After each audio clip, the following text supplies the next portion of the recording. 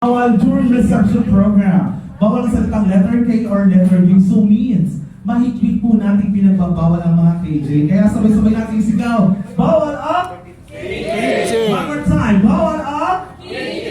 Yes, bawal ang KJ. Dapat lahat po tayo ay game na game para mas maging masaya ang selebrasyon ng pag-isang dibdib ng ating newlywed. Alright, so I think, are you already at game na game na? Kaya naman yung I request everybody, tayo po tayong lahat.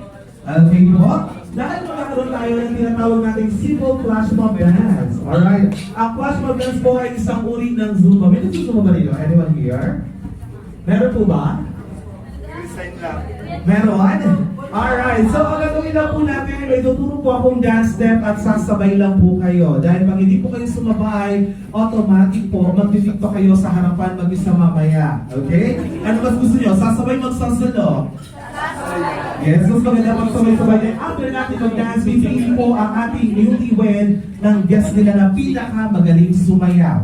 Okay? At ang mapipili po nilang magaling sumayaw ay mananalo ng prize. And bukod po nun, kung saan po sila nakaupong table, automatic po sila po ang unang pipila sa buffet mamaya.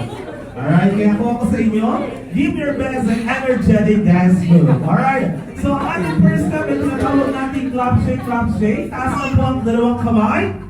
Ipabalak po.